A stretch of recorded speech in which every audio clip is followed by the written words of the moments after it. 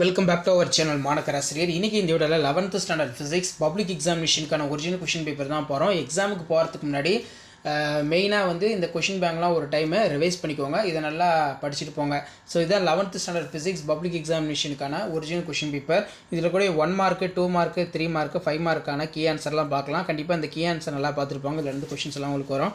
So first பின்னொரு நோட்டில் எது ஓரளவுக்கு வெக்டர் 1 மார்க் கொடுத்துருக்காங்க.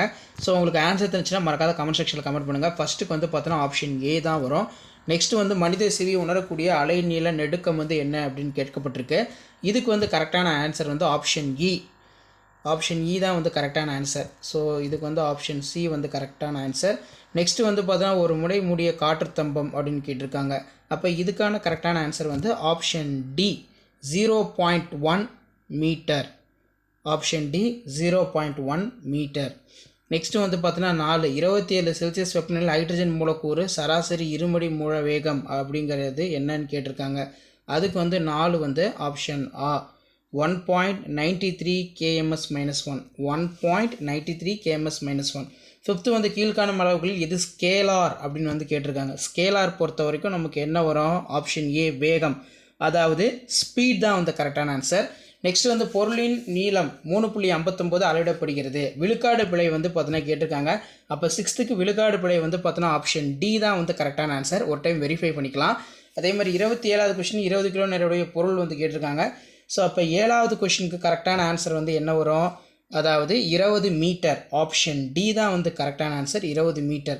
வளைவு சாலை ஒன்றில் கார் ஒன்று திடீர் புறமாக இடதுபுறமாக திரும்பும் போது, அப்போ 8th கரெக்டான ஆன்சர் ஆப்ஷன் ஆ திசையில் நிலைமம். ஆப்ஷன் பி வந்து பார்த்திங்கன்னா இனேஷியா ஆஃப் டைரக்ஷன் கரெக்டான ஆன்சர். நீரின் உறைநிலைக்கும் அதன் கொதிநிலைக்கும் இடையே உள்ள வெப்ப இயங்குத்திறன் பயனுறு திறன் என்னன்னு கேட்டிருக்காங்க. 9 பொறுத்த வரைக்கும் ஆப்ஷன் டி தான் வந்து கரெக்டான ஆன்சர், 26.8%.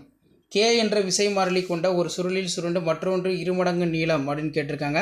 அப்போ 10வது கொஸ்டினுக்கு கரெக்டான ஆன்சர் வந்து ஆப்ஷன் இ 3/2 கே, அதாவது 3/2 கே இதான் கரெக்டான ஆன்சர்.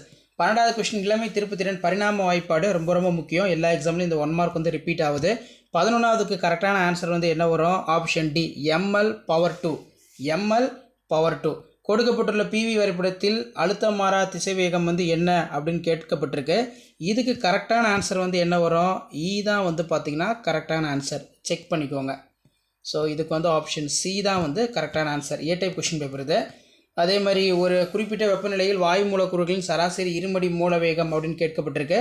இதுக்கு கரெக்டான ஆன்சர் வந்து என்ன வரும்? ஆப்ஷன் பி √3/√2, அதாவது √3/√2.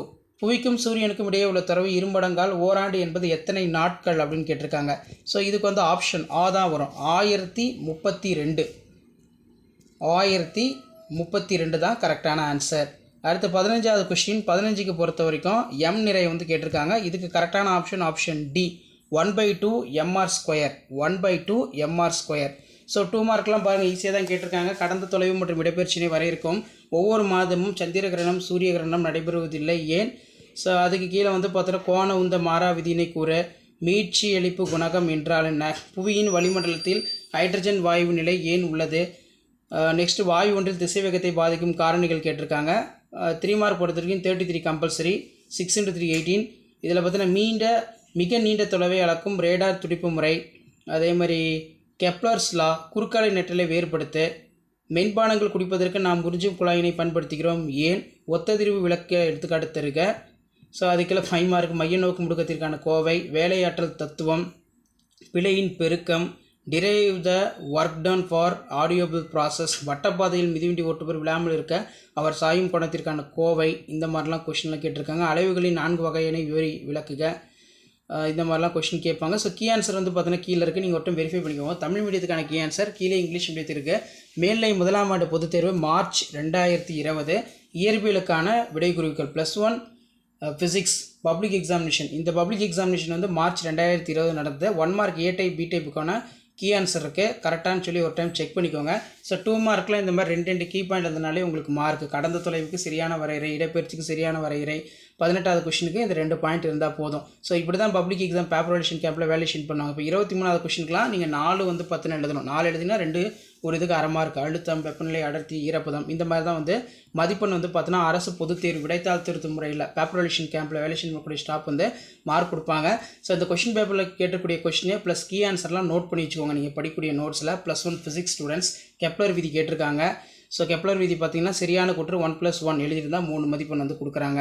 வெறும் இது மட்டும் எழுதியிருந்தால் 1 மதிப்பெண் கொடுக்க சொல்லியிருக்காங்க. குறுக்கலை நெட்டலைக்கு 3 வேறுபாடு எழுதினா போதும் அப்படின்னு கொடுத்துருக்காங்க.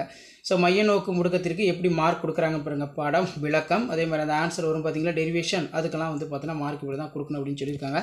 கண்டிப்பாக வீடியோ யூஸ்ஃபுல்லாக இந்த வீடியோக்கு ஒரு லைக் கொடுங்க. மறக்காத வீடியோ ஃப்ரெண்ட்ஸுக்கு ஃபார்வர்ட் பண்ணுங்கள். அடுத்தடுத்து நிறைய paper presentation video key answers எல்லாம் நான் தொடர்ந்து அப்டேட் பண்ணுவேன். அந்த அப்டேட்லாம் ஒன்றா சேனலை சப்ஸ்கிரைப் பண்ணுங்கள். முடிஞ்ச வரைக்கும் இந்த வீடியோ உங்கள் ஃப்ரெண்ட்ஸ் சர்க்கிளுக்கு ஷேர் பண்ணுங்கள். அப்போ தான் நான் அப்லோட் பண்ணுற வீடியோலாம் தொடர்ந்து நோட்டிஃபிகேஷன் வரும். கீழே வந்து இங்கிலீஷ் மீடியத்துக்கான கீ ஆன்சர் இருக்குது.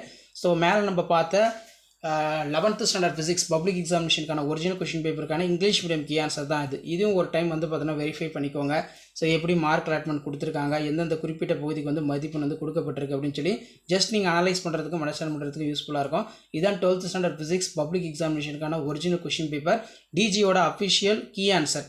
ஸோ கீ ஆன்சர் யூஸ்ஃபுல்லாக இருந்தால் வீடியோவுக்கு ஒரு லைக் கொடுங்க. முடிஞ்ச வரைக்கும் இந்த வீடியோ ஃப்ரெண்ட்ஸுக்கு ஃபார்வர்ட் பண்ணுங்கள். இதான் 11th ஸ்டாண்டர்ட் ஃபிசிக்ஸ் பப்ளிக் எக்ஸாமினேஷனுக்கான original question paper plus answer key. அடுத்தடுத்து நிறைய கொஷின் பேப்பர் ஆன்சர் கீ எல்லாம் அப்டேட் பண்ணுவேன். ஸோ அந்த அப்டேட்லாம் வரும்னா சேனல் சப்ஸ்கிரைப் பண்ணுங்கள். முடிஞ்ச வரைக்கும் வீடியோ ஃப்ரெண்ட்ஸுக்கு ஃபார்வர்ட் பண்ணி பாருங்கள். அப்போ தான் நம்ம கொடுக்கக்கூடிய ரெகுலர் அப்டேட்ஸ் எல்லாம் தொடர்ந்து உங்களுக்கு நோட்டிஃபிகேஷன் வந்து ஷோ ஆகிட்டு இருக்கும். இதான் அப்டேட்டு. நன்றி.